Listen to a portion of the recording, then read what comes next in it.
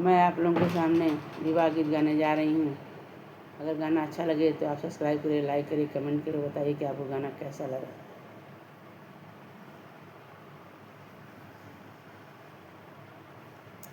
नदिया के तीरे तीरे जमुना किनरवा, एक सुरैया एक गाय, एक सुरैया एक गाय।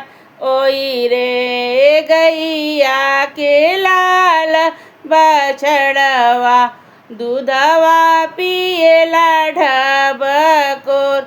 ओई रे गैया के लाल बछड़वा, दूधवा पिएला ढबकोर।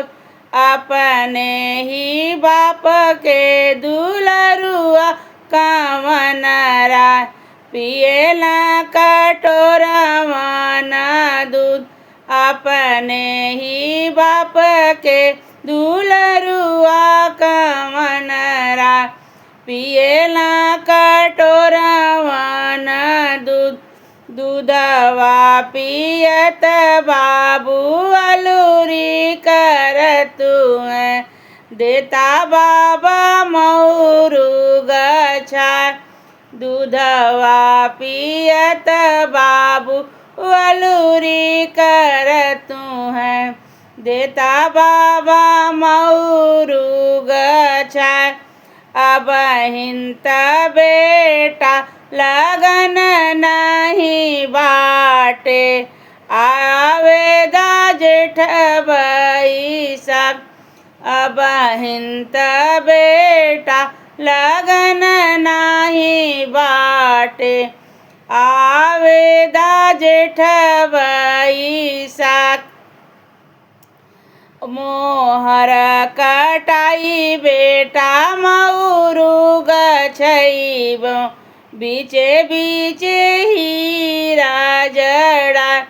मोहर कटाई बाबू मऊरू गछैबे, बीचे बीचे हीरा जड़ा।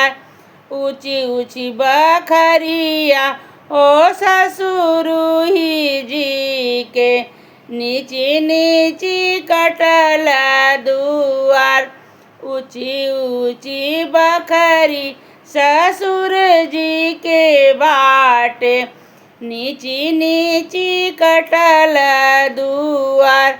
तुअरी दुअरिया ससुरु हम नाही अइबो, टूटी जइए मऊरू हमार। तुअरी दुअरिया ससुरु हम नाही अइबे, टूटी जइए मऊरू के गाँठ। एतनी बचन जब सुनला ससुर राम, लिहला हो जांग बैठा। एतनी बचन जब सुनला ससुर जी, लेला ही जांग बैठा। 1 लाख टूटी बेटा मऊरू के गछवा, 9 लाख देबो जड़वा। 1 लाख टूटी बाबू मऊरू के गछवा, 9 लाख देबो जड़वा। 9 लाख देबो जुड़वा।